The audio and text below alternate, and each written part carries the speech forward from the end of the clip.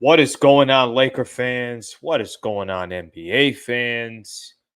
What are we on a Wednesday in the middle of end of September here? Training camp's supposed to start next week, and we are sitting here about to talk about a blockbuster trade that went down earlier today. So I want to spend some time on that. Just kind of the ripple effects of this. By the way, how great is the NBA? This is just the NBA, and I guess this is just what the NBA does. They just continue to have great storylines, continue to make it happen. I'm excited to talk about this trade that went down. So I was actually in the middle of my radio show earlier today when all this was happening, when all this was going down. I just actually caught myself literally in the middle of doing the show and I'm scrolling through Twitter and I don't know, 10, 15 seconds had gone by and Woj sends out the tweet and it's like, yeah, Damian Lillard's going to the Milwaukee Bucks. So that was crazy. That was certainly not something that I expected. But I think there's so much to talk about. I'm gonna try to tie a lot of this stuff back to the Lakers, back to the NBA, and everything else from that perspective. So I'm looking forward to doing that. I haven't done a live in a while, right? I've been cranking out some of these recordeds, but I'm gonna throw a live on this one tonight, and we'll take it from there. So thank you for being a part of the show. Appreciate you guys being a part of the show. First time you're on the show, thank you for being here. If this is the upteenth time that you've been here, always appreciate you guys being here. Please subscribe to the channel. Would greatly appreciate that. Okay, let's get into it. I got a couple things I want to get to. Let's just start with this. Um, damn, Damian Lillard is going to the Milwaukee Bucks. Yeah, I didn't see that one coming. I always found the topic interesting about Dame leaving, and it got to a point where it almost got annoying. It's like, can this trade just go down? Can he just end up in Miami, which is what everybody thought? We kind of get a chance. It's interesting at times. We get a chance to watch some of these players that are they've been so loyal to their franchise, they've been so loyal to their team, and then it's like, look, I don't got a shot here. I genuinely don't have a chance of winning a championship. I might as well just move on and go from there. That's kind of what this situation was. That's kind of what this situation was with Dame Lillard. And I don't think there was ever a question of whether Dame was going to get moved. It was just a matter of when Dame was going to get moved. I guess that's the best way to put it. So I got some by the way, if you have thoughts here on the Dame trade, just put it in the comments, type it in there. And I'll be reading comments throughout. Super chat's open as well. Don't feel obligated by any stretch of the imagination, but any supers, they're gonna 100% they're gonna get read. So I guess this is how I look at the deal. First off, I think by this point everybody knows what the details are of the Damian Lillard trade. I think it's fair to say, and I think it's really easy to say, as far as that's funny. I'm not seeing the chats at all on my StreamYard, so that's weird. I was wondering. I'm like, does anybody want to have a comment? But okay, we got it right here. So I got the chat up right now. Thank you all for coming in. Says Slee what time, and now somebody already says we need Kyrie. Somebody's saying Slee, where's your boxing? Get in there. Okay, so now we're here. Now I feel a little bit of the love. So I appreciate you guys getting in the chats there. Okay, so if you haven't seen any of the details of the deal, I'll share it to you real quick just to kind of give what the details are. I think everybody has, but anyways, I'm just going to list them anyways because it's helpful for part of the conversation that I'm putting together. Bucks get Damian Lillard. The Blazers get Jrue Holiday, DeAndre Ayton, Tamani Kamara, I think is the way you say it. I don't know much about that player. He's going to the Blazers. A 2029 first-round draft pick, 2 pick swaps down the road. Phoenix gets Yusuf Nurkic, Grayson Allen, Nasir Little, and Keon Johnson. I'm going to talk about Phoenix in a little bit because I think the Phoenix thing is a little bit interesting, at least to me. I think it's interesting. I think there's some intrigue there from the Phoenix perspective personally. Just kind of how they got themselves into the mix, and obviously that they're doing their thing. So trade goes down. Those are the details. Damian Lillard obviously is now a Milwaukee Buck. I think it's a big time move. Like I don't know what you want me to tell you. I'm not gonna try to sugarcoat it. I'm not gonna try to pretend. I'm not gonna also try to be too dramatic. The Milwaukee Bucks already had a really, really good team. I think they had, I want to double check on this. Bucks record by season, and I'm only looking because I just want to see their last couple of years, how many wins that they had. Um, but the Bucks, they won 58 games last year. All right. The year before, they had won 51 games. They won the finals in that 2021 season. Remember, that was kind of I think they only played 72 games that year. They won 46 games. Year before that, they won 56. Year before that, they won 60. The Bucks are winning games. Um, they've got to the Eastern Conference Finals. They've won the NBA Finals. They actually got to the Eastern Conference Finals, semis, won the finals, and then the last couple of years, they obviously haven't got where they needed to be. But they've had some injuries. I know in the first round against Miami Heat, really no excuses. That's why Budenholzer isn't there anymore as well. I thought the coaching was awful. But Giannis gets hurt in game one. The Bucks are already a really, really good team. Dame is joining the Milwaukee Bucks. Damian Lillard, who we get to see 4 times a year. Dame time, the whole thing. One of the clutchest players in the NBA, one of the most clutch players in the NBA. A guy that likes the big spotlight, a guy that likes the big moment is joining Giannis and Chris Middleton and Brook Lopez. Damn. That sounds like an amazing squad. That sounds like a team that I'm not surprised, and I'll share with you guys here in just a little bit what some of the odds, kind of where the odds are going right now, as far as um, kind of how that's changed the odds around the NBA. I saw Caesars had something out there. I think DraftKings had something out there. So I'll show you guys that and just see how that affects the Lakers and everything else. But that's big time. I mean, that's a big time move. And it also says this, you guys know, actually, I put a couple videos out on this on YouTube over the course of the last month or so. Do you guys remember? Do you guys remember the time? When was this? Giannis talked to the New York Times, let's say a month ago or so, and whenever that was, but I want to say it was about a month ago or so. When he talked to the New York Times, Tanya Ganguli, who used to cover the Lakers for the LA Times, he basically was sending out a warning to the Bucks. You better do something here. I mean, I don't care what the hell happens. I don't care how it happens. I don't care when it happens. But I need to know that you guys are all in.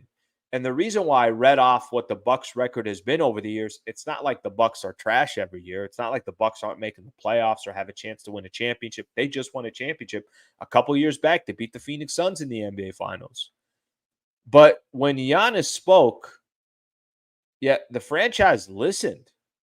And I've said this many times before, and I think part of the reasons why I was doing the videos before when Giannis was doing what he's doing, I'm like, what the hell? Is Giannis leaving?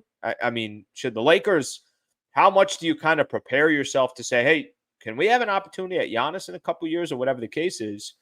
But I thought the Milwaukee Bucks, and I've always been a fan of this from a player perspective. When you got that much power and it really matters to you to win, you got to flex that power. And LeBron used to flex his power all the time in Cleveland. There have been other stars. Kobe back in the day, remember he was at one point even requested a trade, but was coming to the Lakers like, hey, you got to figure some stuff out. They eventually got Pau Gasol, and we know what happened. But when you're a player of that power and you actually want to win, like that's something that's genuinely important to you. You got to flex that power if you don't feel like the franchise is on the same page. And Giannis flexed that damn power. And what do you know? They go out there. By the way, he didn't do it once. He did it twice. He was on a podcast a couple weeks ago as well and kind of did the same thing, reiterated. It was almost like, I thought the second time that he did it, it was almost like Giannis saying, I don't know if you guys heard me, but let me go ahead and do this thing all over again. I'm not trying to play 20 years with the Milwaukee Bucks and only have one championship. And he flexes power, and Damian Lillard is now a Milwaukee Buck. Okay, let me read some of these comments, and then I want to get into, like I said, I want to get into some of the odds makers and kind of where they're putting the Lakers now and how it kind of shifted and changed everything. And I got a couple questions I'll throw out to Laker fans as well. Okay, so this is what I got here so far. A lot of shadow boxing in there. Let's see what we got here. Roy Estrada on YouTube. Roy, thank you for being a part of the show, buddy. Not sure this trade put Bucks in front seat to win title. How much of an upgrade was Lillard over Holiday? Not much, in my opinion. Okay, listen, I've heard some people say that. Some people have kind of gone on. By the way, I can't wait for the Lakers season to start, and I'm looking forward to doing these post-game shows again. And I'm going to try this upcoming season, putting a lot more content on a more consistent basis. My schedule is going to be a little bit different this year, so I'm going to have more opportunity to do stuff. So I'm looking forward to that. Okay, let me go back to what I was talking about. Roy Estrada says, ask the question, how much of an upgrade is it? So listen, I'm with you. Holiday is a beast on defense. He's the man. And he's also a decent offensive player as well.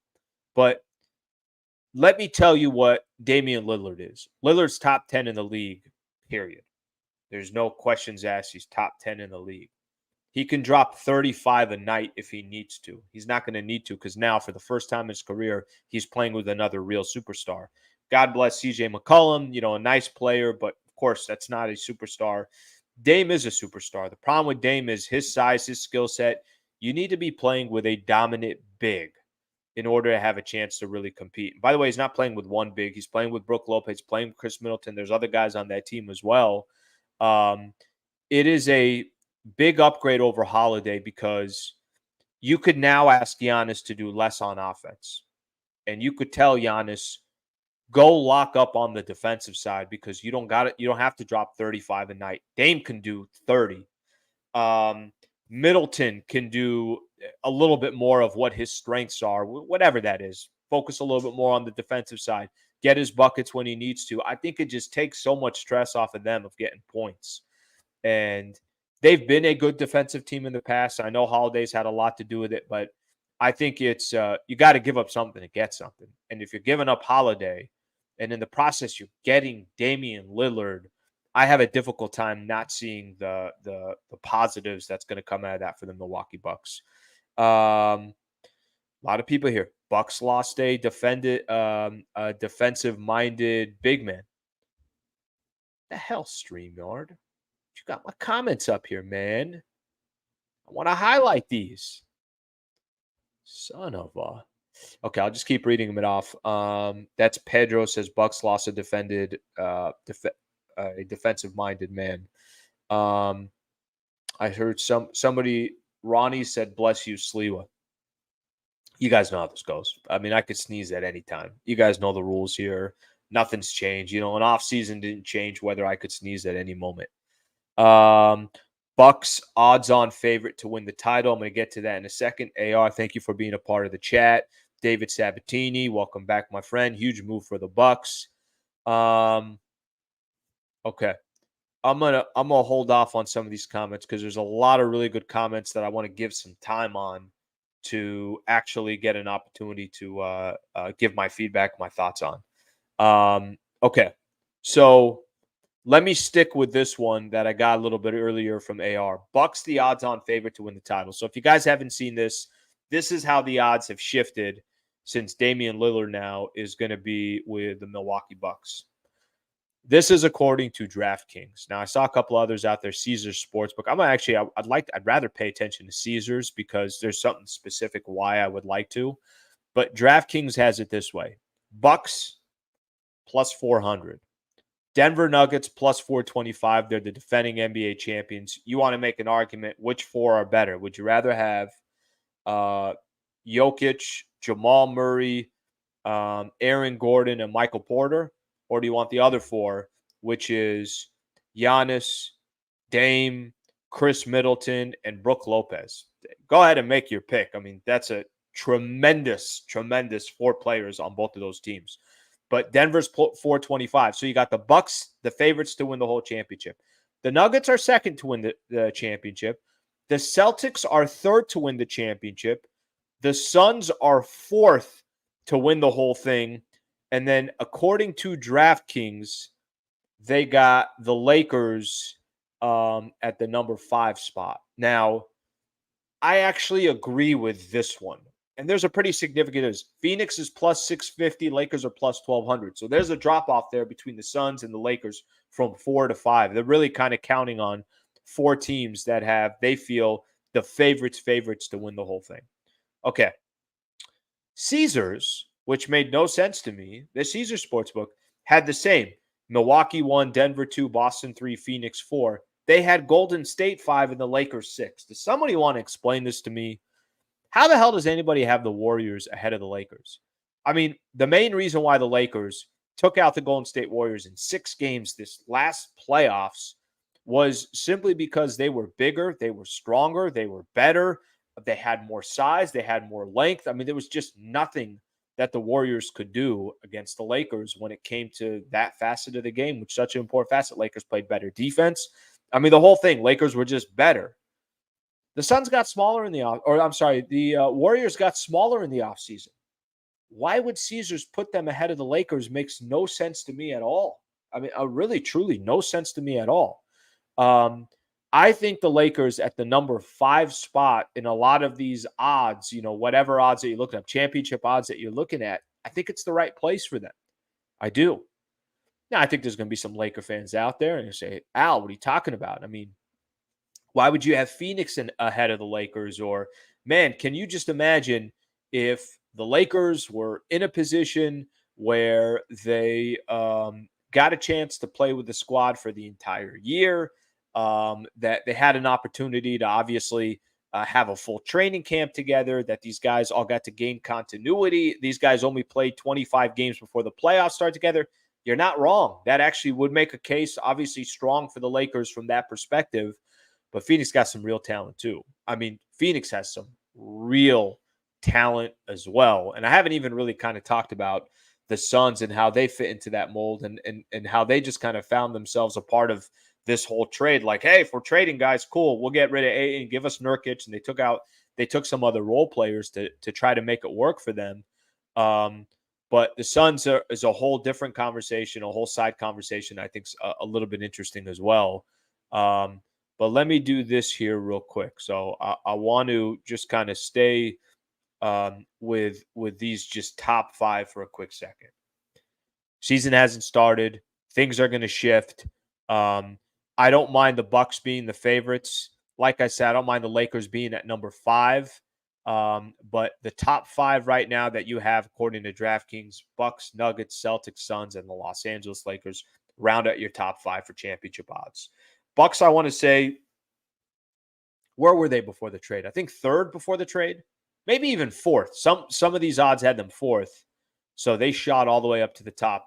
That's the impact that the Dame Lillard trade has on them. Okay, let me get to some more comments here real quick.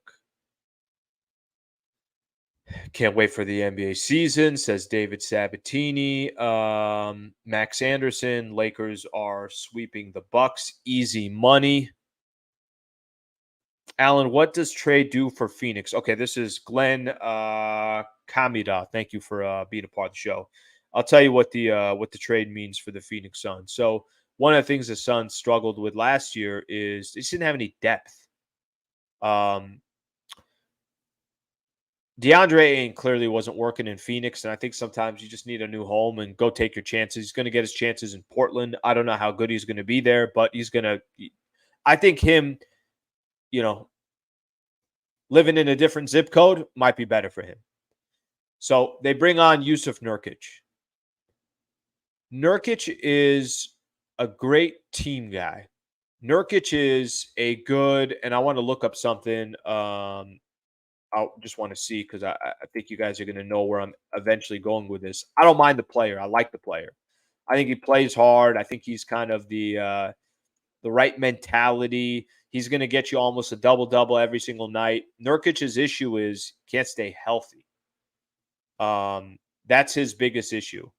I think he played 52 games last year, 56 games the year before, 37 the year before that, only 8 the year before that. Nurkic's issue is he just can't stay on the floor. But I like the player, And if you feel like you have somebody that's more bought in, that's a more defensive minded, that's more like, hey, I'm just here to do my role. I don't care whatever the hell else happens. That's okay to have a player like that. If Ayton wanted to get the ball or thought he was going to be an offensive weapon, I don't think Frank Vogel is going to be looking for that from him on that team because they already got three guys that are prolific scorers, unbelievable scorers. So I don't think they're too worried about scoring, and I don't think that's going to be an issue. Grayson Allen's a good basketball player. You don't have to like him. He's a good basketball player. I thought he was productive for the Milwaukee Bucks. So I think he's a good player. I think he's somebody that's clearly going to help. I think he's going to clearly help the Phoenix Suns. Just going to give them some more depth. Nasir Little is one of the other guys. I don't know too much about him. Young kid, a guard. I think it shows here 6 points a game, something along those lines. So they're just looking for he's actually a small forward. They're just looking for guys that they feel like they can grab and add to their depth. So to answer your question, that's why I think they got better. It's just simply as that. They needed some depth. They got some depth. And I think Phoenix is going to be a team to reckon with. I really do. I'm curious to see how it all comes together. Vogel's the head coach. I think they got rid of things, and they seemed like there was just a bad vibe in Phoenix. Chris Paul is gone. DeAndre Ayton's gone. So they obviously turned the page. They're going to be building around Devin Booker and the rest of the guys that are there. All right, let's see what else we got here. Can Sliwa stay healthy? It's a good question. It's a great question. I respect the question, Pale Fox. I'm just going to give it my all every night, and just whatever happens, happens. I think I'm going to do that more often now, where you guys can just ask me questions as if I'm a real athlete, and then I'm just going to try to answer it as an actual athlete, even though I'm not an athlete. You guys know what I'm saying? You know what I'm talking about. Let's see what else we got here. All right, Oz. My brother, thank you for the super chat. I really appreciate that. Once I get StreamYard freaking figured out, I could highlight these on here, but I'm going to go ahead and read it. It is a super chat, and I appreciate you doing that. It says, hello, Dr. Slee. I did not know I was a doctor, but I appreciate the title there. I wonder, as big as this trade is, if they don't win right away, I don't think Giannis' presence is 100% secured with the Bucks. I don't know. I think now I'm not surprised. Whatever extension he was looking for, that don't be surprised that comes within the next year or so. What more can you ask for? I mean, what other situation? Unless he genuinely does not want to play for the Milwaukee Bucks and he wants to get out of that market and he wants to go to one of these big markets. He wants to go to New York, or he wants to go to Los Angeles or Chicago. I'm just using it as an example, right? Some of the bigger markets, the Golden State Warriors in Frisco. Why would you leave? Your franchise is competitive every year. You say you really enjoy being in Milwaukee. The only thing you're asking for is that you just want to compete. They're trying to compete. So I don't know what else you can ask for. But Oz, thank you for the super there. I greatly appreciate that. Okay, so yep, David put on here. Yep, Bucks, Nuggets, Celtics, Suns, and Lakers. So those are your top five.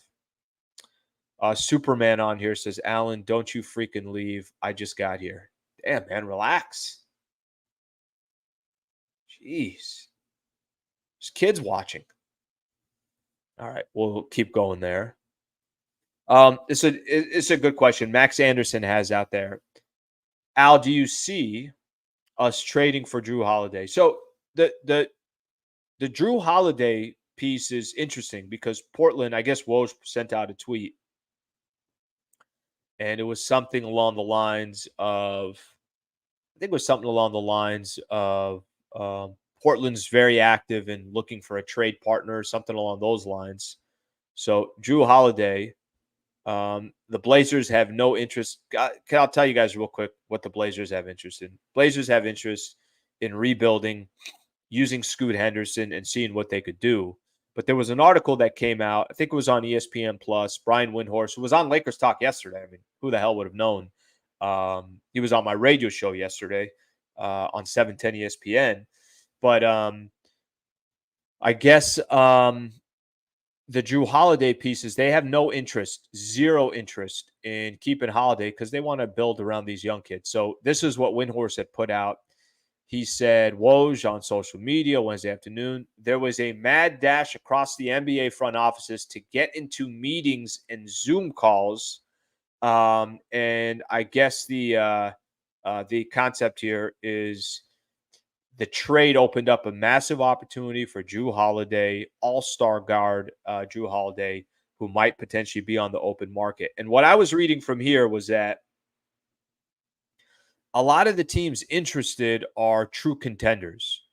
So I saw Miami on there. I saw the Boston Celtics on there. I saw the Philadelphia 76ers on there. The Clippers came up. The Pelicans came up. I know he was there for a number of years, obviously played with AD. The Knicks came up. The Kings came up. Even the Golden State Warriors came up. The team that I did not see on here is I did not see the Los Angeles Lakers. So, no, I don't think the Lakers will be in the mix for Jrue Holiday. And frankly, I think for the Lakers right now, I think that stands out the most to me right now about the Lakers is I think they're good with what they got and they just want to start the season.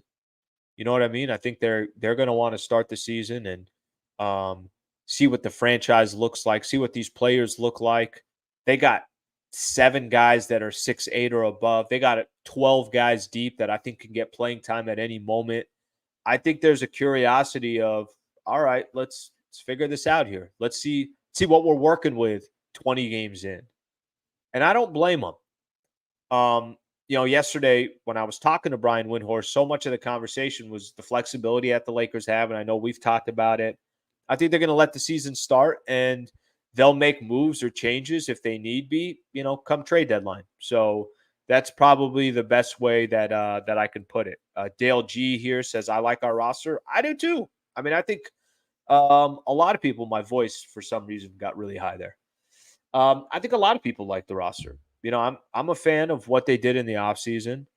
But there is um there is a lot of good teams in the league. Period. There's no other way to put it. The league is stacked right now. I just saw somebody put in the comments, AR put, Porzingis, I forgot, is on the Celtics. Whether you like Chris Paul to the Warriors or not, there's another, a player, just talent that's going on that team. Bradley Beal joined the Phoenix Suns. Denver won the championship. Boston's hungry to win a ring, and we know how good, how competitive they are year in and year out. I didn't even mention Milwaukee. I didn't even mention all this row of teams that if they're healthy, like the Clippers and the Pelicans, what are they going to be? It's going to be a gauntlet. There's no other way to put it. There's going to be a gauntlet. Ace Boogie, why does your dislike for D'Lo seem personal? Not personal at all, my friend. Not personal at all. I just I have expectations for certain players, and if those players aren't making it happen, then you got to call them out. That's part of the job too, and they all do it. I go after AD. I go after Braun sometimes. Take shots at the end of the game. Like, what the hell is he doing? I go after Darvin Ham. It's the same thing with D'Angelo Russell.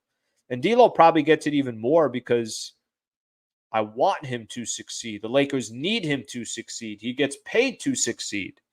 And there were a lot of moments, at least for me, where that doesn't exactly jive.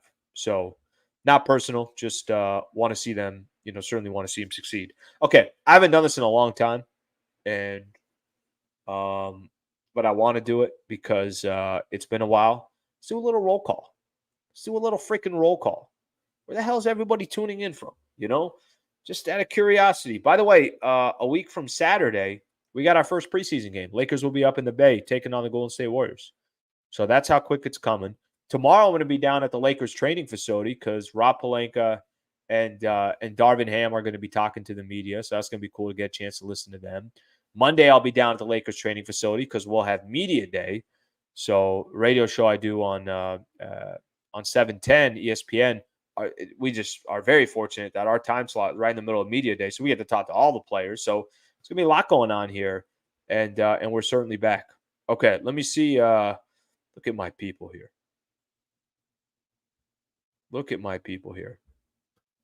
By the way, Jisco Alvarez just traded me and D'Lo for Jrue Holiday. Actually, a great move for the Lakers. I got to be honest with you. I got to be honest with you. That's a good move. It's a good trade. Not good for the team getting us. Not good for Portland, but good for the Lakers. Good for the Lakers. The Lakers roster is built on potential. Let's hope they convert. All right, Rochester, New York in the house. Marietta, Milwaukee in the house. I didn't know we had Tommy. I didn't know he was Milwaukee. Washington, D.C., Marietta in the house. Ontario, Canada. Little Italy, Oregon. Who doesn't think of Little Italy when you're in Oregon? California, Cerritos, California in the house. Appreciate you being there. Anaheim. Thank you for being on the show. Highland Park. Glendale, Arizona. Albuquerque, New Mexico. Highland Park. All right, they're coming in now. Give me a second here. San Jose, Costa Rica. Appreciate you being a part of the show. Diamond Bar, California. Arkansas. Santa Barbara. Brookport, Illinois. Thank you very much for being a part of the show. All right. Pale Fox. Portland is a cool town. Sliwa, see you up there. I love Portland. I've been Portland a couple times. It's a great city. Okay, let's see what else we got here. Montana. Damn, Montana. That's awesome. I want to go to Montana. Henderson, Nevada. Thank you for being a part of the show. Delhi, India. Thank you for taking the time to be on the show. Boyle Heights in the house. Who else we got here? Istanbul. Look at this. Look at this. Awesome. Appreciate you guys being on the show here. Okay, so Iowa in the house. Pismo Beach. If I miss you, just put it on there. Belgium in the house. Thank you very much for being a part of the show. I think I mentioned Monterey Park in San Antonio. Okay, so if I miss you, just put the comments there and we'll get back to you. That's kind of the bulk of what I wanted to get into. It was just my thoughts on the trade. It was how I think that could have an effect just in general on the obviously on the Lakers, on the rest of the league, what the championship odds, how that's kind of shifted now since the trade went down. So that's a bulk of what I thought would be interesting. I'm gonna come back with some more videos. Whatever comes out of tomorrow, whether I'm able to put it up tomorrow night or I'm able to put it up on Friday, whatever the case is, I'll make sure I get another video out of what comes from the Lakers practice facility. I'm back on tomorrow on radio at 10 a.m. So we'll continue to talk about, all the stuff that went down with Damian Lillard today. Laker fans, NBA fans, been a while here. You haven't done a live one in a while. So I appreciate you guys being a part of the show. I appreciate you guys taking the time to be a part of the show. And please do me a favor, if you don't mind, if you're on the channel and you're not subscribed, please subscribe. Would greatly appreciate that. Definitely helps the channel a ton. All right, Laker fans, NBA fans, appreciate it. Have a good rest of your night. Thank you, guys.